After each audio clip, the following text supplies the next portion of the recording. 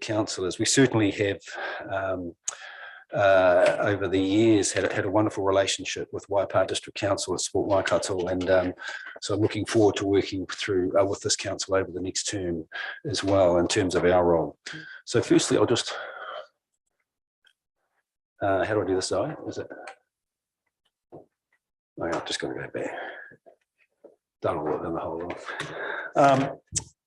We've been in operation for 37 years, Sport Waikato, and was the first regional sports trust to in existence. There are now 14 across the nation. Some of you might remember the names of John Parker, Brian Perry, and Paul Fair were the original people who set up Sport Waikato under what was then called the Waikato Sports Foundation. So it had a very strong slant on sport back there in 1986. There's been several iterations and I suppose evolutions in the way that we operate, and we're guided and driven now by Moving Waikato, the strategy which I have on the slide here as well. The real purpose, and if I talk about the Waikato Sports Foundation, the real purpose of the strategy now is a healthy, vibrant, physically active region through play, active recreation and sport. So there's been a move over time, and that's probably in line with where society has gone in terms of the active recreation opportunities, the cycleways, walking, and even just playgrounds as well. I've got a slide here that actually really acknowledges the playgrounds that are happening now and the opportunities for young tamariki rangatahi to be able to play here in the Waipa district as well. The priorities are pretty clear. The priorities are really around growing participation, which is our people pillar. The second one is around really making sure that we work closely around building the capability of our sports clubs and the capacity of our sports clubs. So that's about building communities. That's about creating a sustainable future going forward. So our whole intent around that second pillar is about making it a more proficient system around sport and active recreation.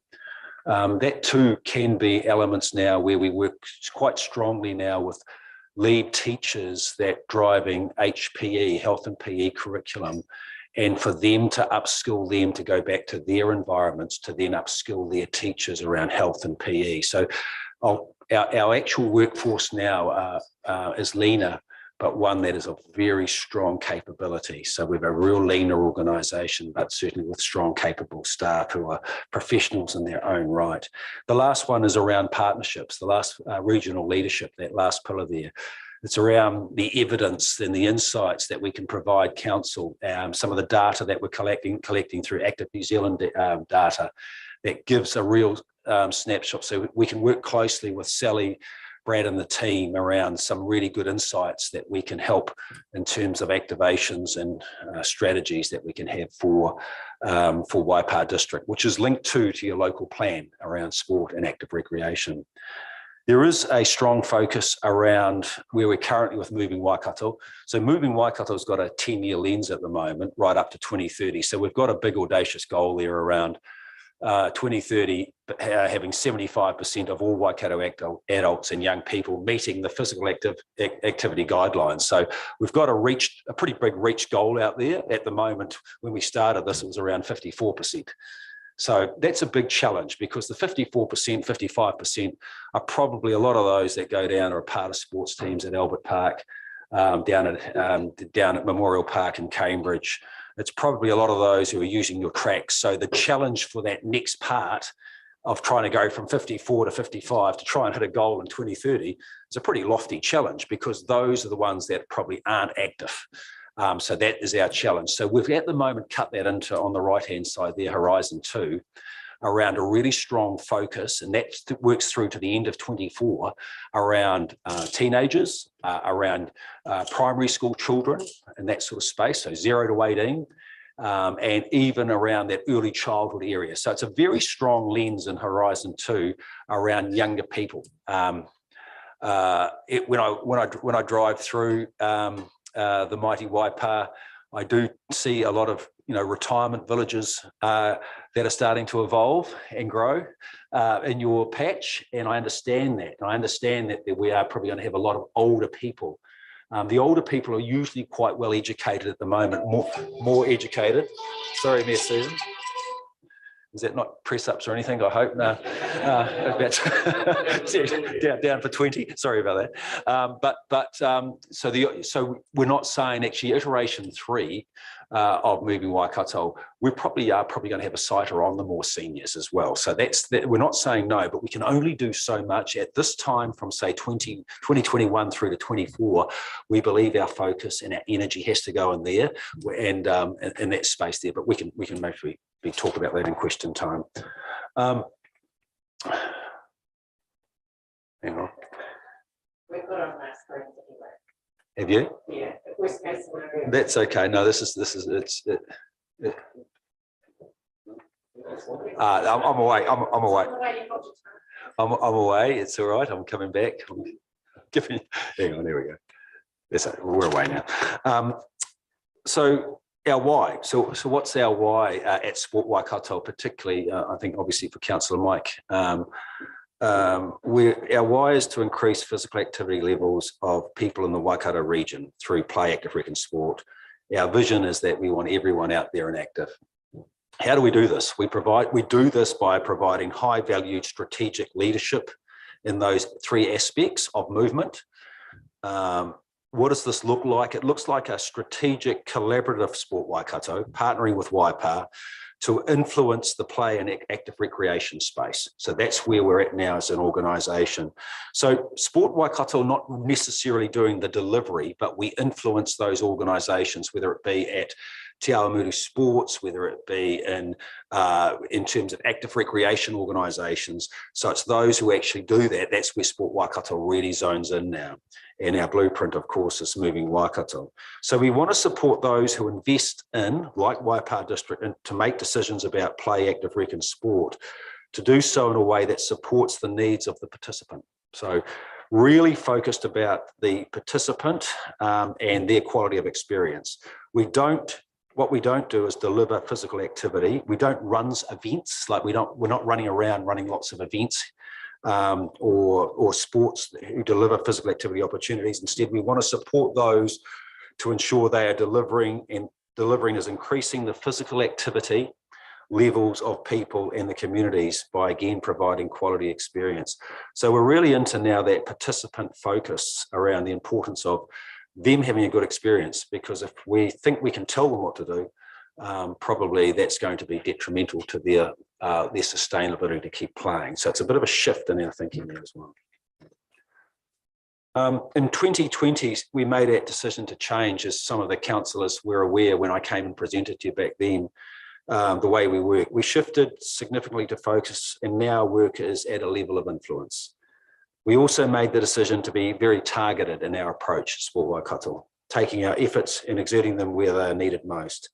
Insights did tell us that there was areas in high deprivation, if you keep thinking about that big audacious goal of 75%, high deprivation areas with children and young people, women and girls, disabled people and Māori, and also in sports settings. So there is a real focus at the moment where we're trying to get our best, I suppose, return in terms of our efforts.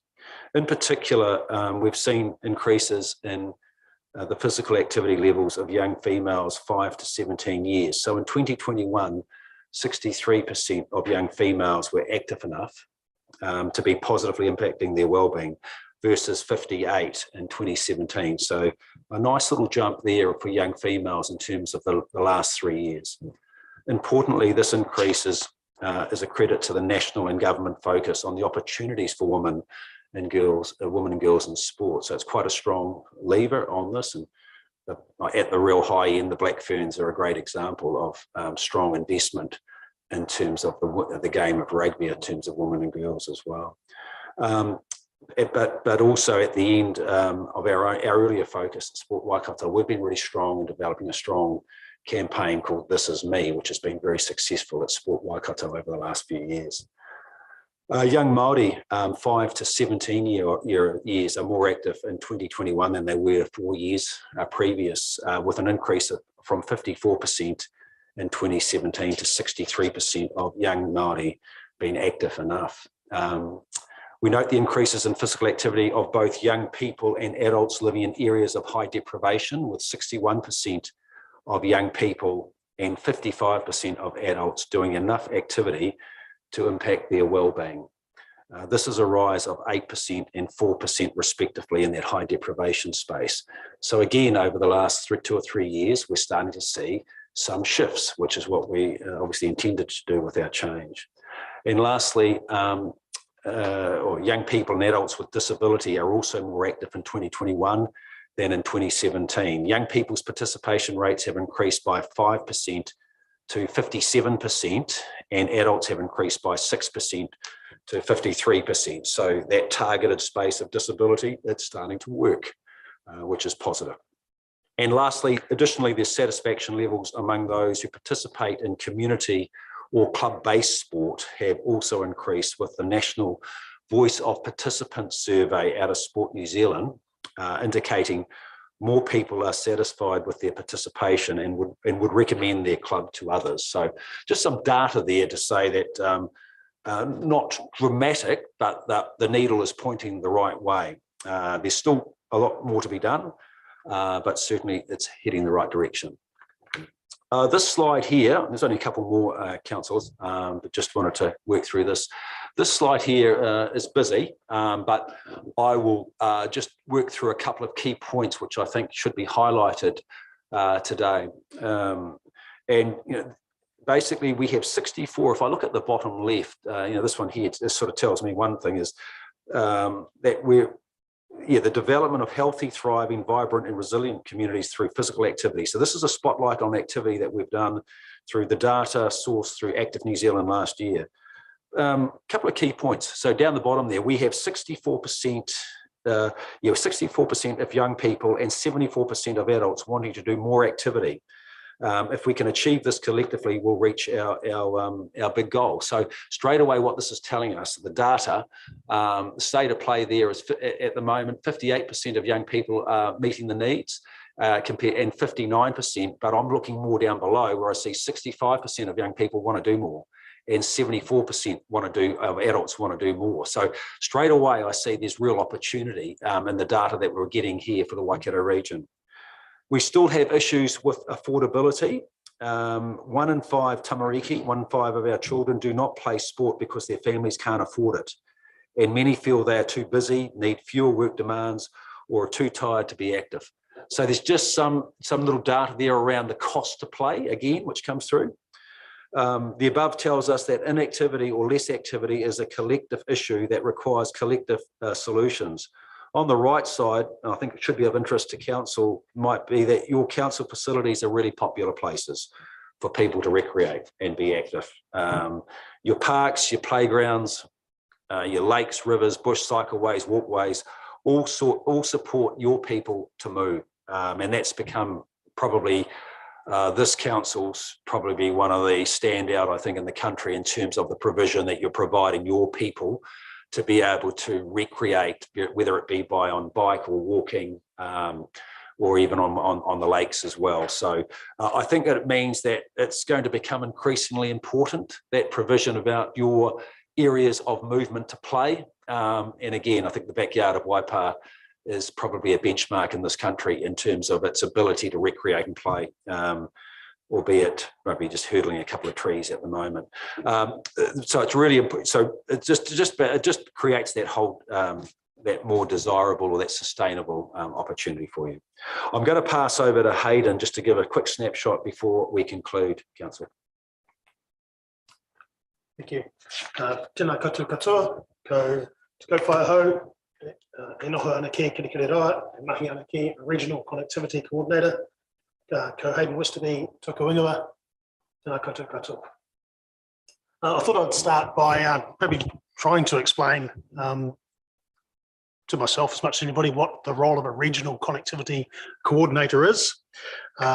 I started in November 2021, and where I've got to, so the role of an RCC is to work alongside council staff, so in particular Sally and her team, strategically, but then also to bridge that gap at a community level between clubs, organisations and council. It's not just me at Sport Waikato.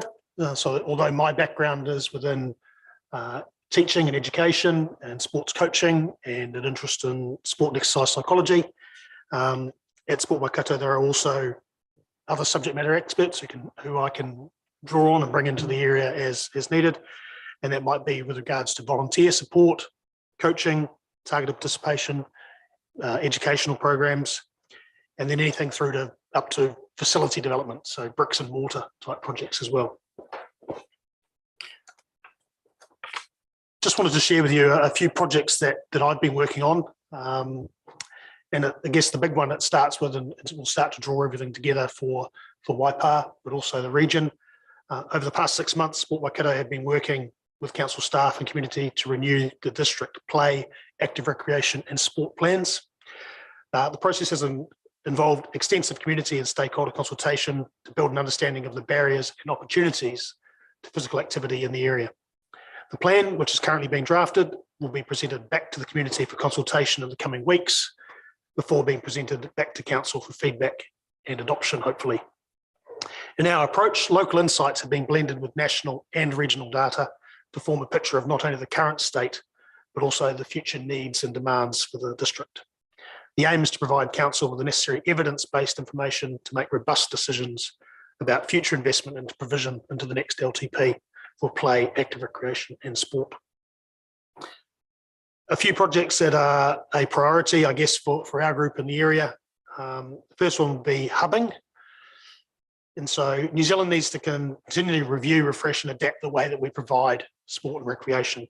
Many clubs are under increasing financial pressures due to reduced memberships, volunteer fatigue and the burden of having to maintain or build new facilities. New Zealanders now expect well-delivered, flexible and accessible sport and recreation opportunities. Because of this, sports must look for alternative delivery models to better meet today's and tomorrow's needs. A hub model sees clubs and community groups combine resources using the same facilities, working together to share costs and services and to develop new ideas for their local communities. Some examples within Waipa, conversations with Community Hub at Helpo, Te Amutu Sports, who are both established and operational and need less input from us, I suppose, currently. Advice. Parongia, another hub that is potentially looking at facility redevelopment. And then out at Hautapu on the Northern Town Belt. The Hautapu one in particular, that's building upon a report to council last year and work completed by consultants, collection of clubs, organisations, as well as the high school to develop and explore that opportunity further. Linked to that, a couple of conversations around the youth hubs. One conversation in Te Amutu, led by the Chamber of Commerce, which had a sort of an entrepreneurial steer to it. A second one led from another group in Cambridge, who are seeking to fundraise for a suitable facility. They have a fund day set for the 25th of February, weather permitting. But the question is, how can potentially those two projects come together?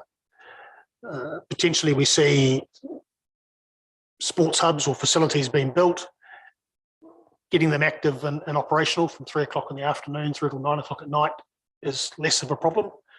The challenges can be who uses those facilities at 9:30 on a Tuesday morning or a weekday morning, for example. So potentially some synergies there to bring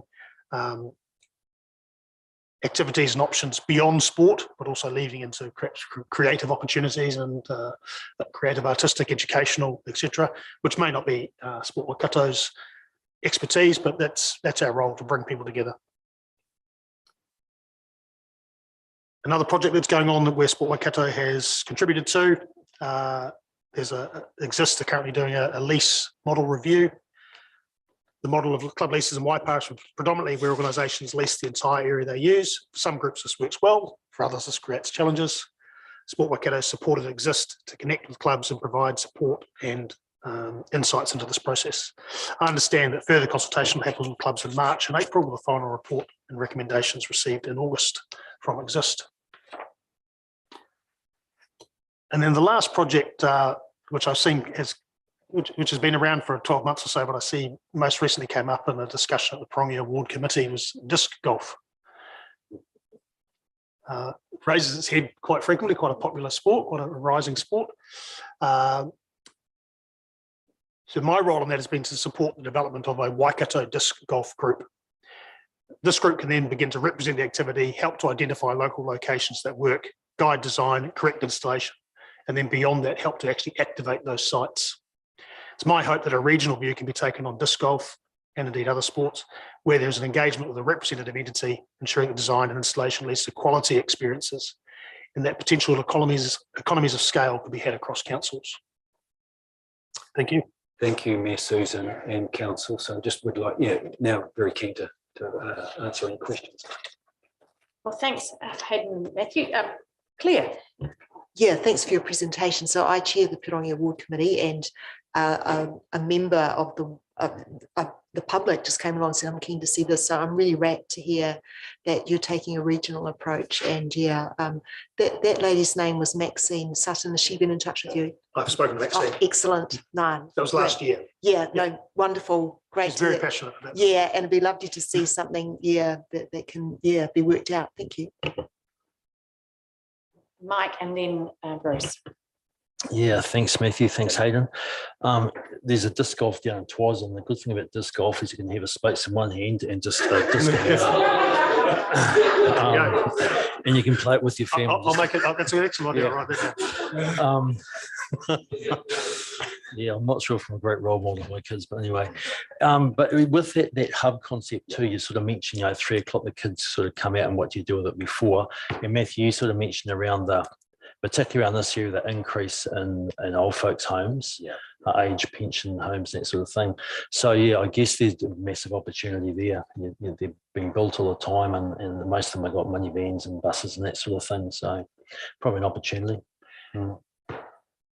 Actually, yeah, and there's also we're trying to create leaders too. I just think there are also leaders with our rangatahi, with our secondary school people as well. So I think there's obviously a lot more of these retirement villages and this away from even our mandate, Mike, in terms of leadership opportunities for some of our senior, our teenagers that actually can help support and do things inside these retirement villages with some of our people there as well. So I think we haven't taken that off our radar at all. At the moment, it was just around this particular phase of our strategy. We're just going to have a go there. But I think, Mike, it's probably not if we get involved with the seniors. It'll be probably Thank you, Matthew. You mentioned earlier on that about, and I applaud Sport Waikato with emphasis on the younger ones, but how do you motivate the older ones when they get to a certain stage and they seem to have a mind of their own? That's what concerns me. The more elderly people that you said. The seniors. Yes, you're concentrating on the younger ones at the moment. But it's certain. I mean, I think at the moment it is around us being where can we put as much resource as we can at the moment. I would tend to think that the seniors are probably more educated, around.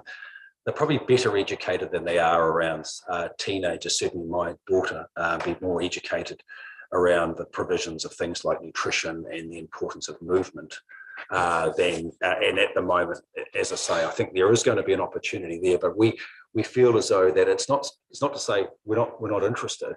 It's about where do we put our focus at the moment. And I think there you would even find, and you might know better than me, about the opportunities for opportunities for activities and inside the retirement villages, where I think there are always pretty good plans. I think if we talk about the influence that Sport Waikato has now, maybe there is opportunities for us to influence those key people who lead inside the retirement villages, the opportunities for their clients to be active. So I think that influence of our way of working can still work inside that retirement place.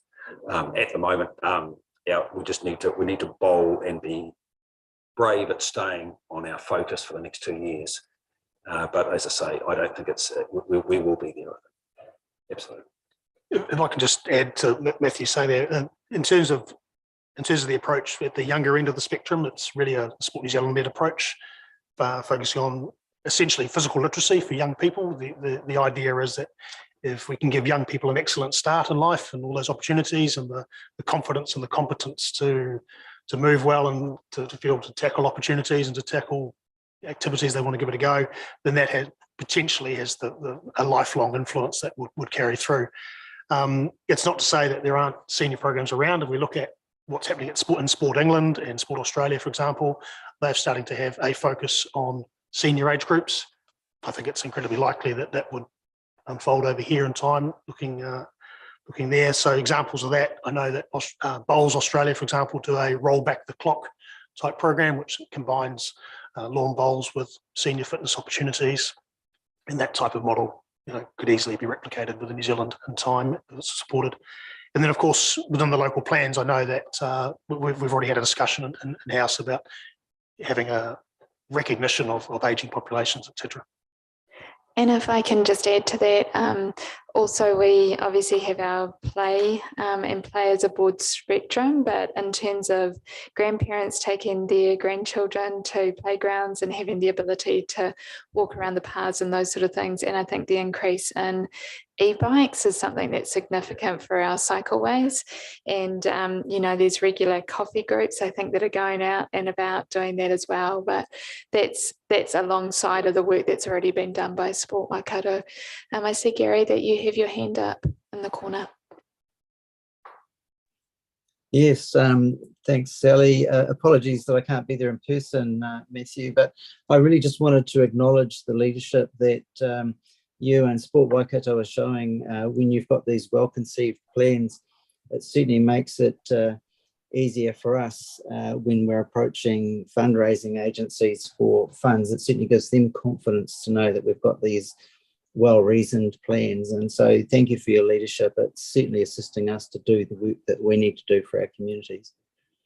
Thank you, Gary. And on that, it's the likes of Moving Waikato strategy has an advisory group. So it's not just our plan. And we're very fortunate that your CE sits on that advisory group. We also have and that we have Alistair Jones from the University of Waikato. We have Marcus Freak as well, fits on that. So just to give council assurance, when we say it's a Sport Waikato plan, it's actually got wider input from some pretty influential personnel across the region.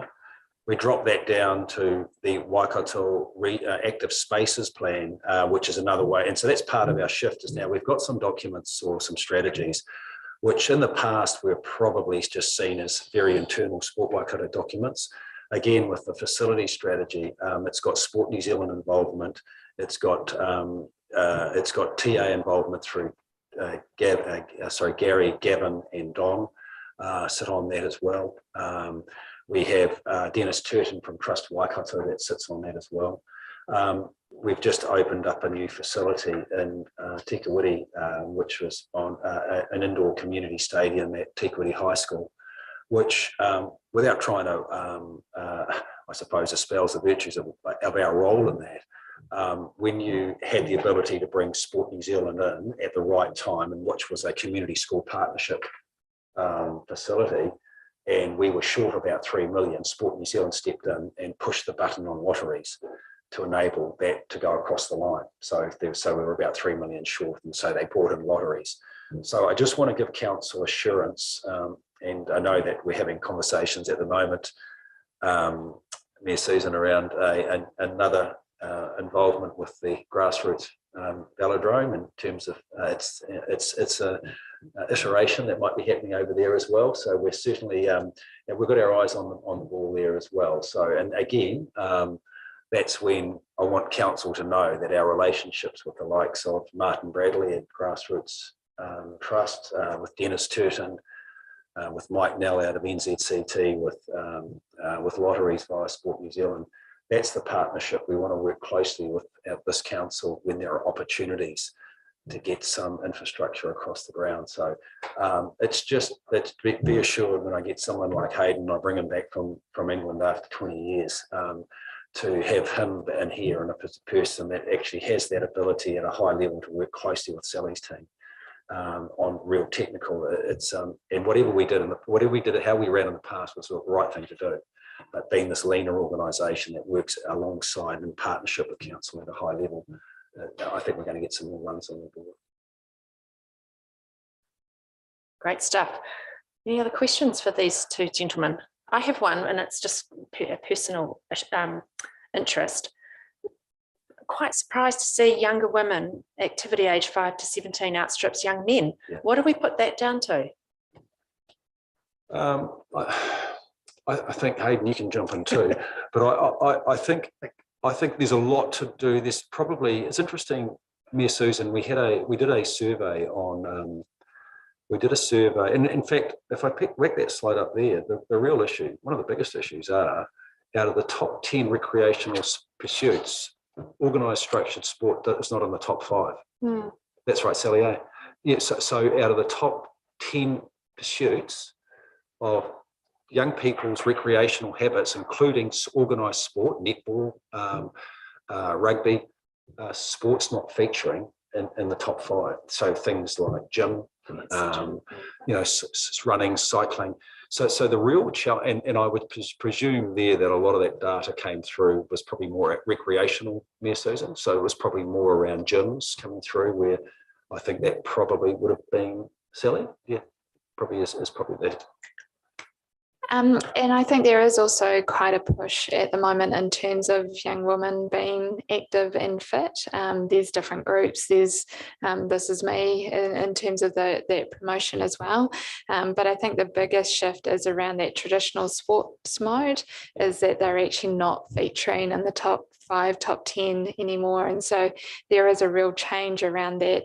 Casual flexibility, can do it when you can do it and not be tied down. And I think we've been seeing those trends for a few years now. And that's the sort of the opportunity, and the opportunity there would be, I'll come to Philip, again, it goes back to, Saturday sport. That's the discussions we want to have with council around the opportunities about the different provision for organised sport at different times of the week. Don't want to go into too much detail here because I know it's probably quite a big topical conversation, but where do we fit with lights, and where do they fit in terms of the opportunity for provision outside of a normal Saturday? Because a lot of our young females, a lot of our young males are working on Saturdays now as well. So, but the actual the university survey was really interesting because it was purely targeting about 500 young female.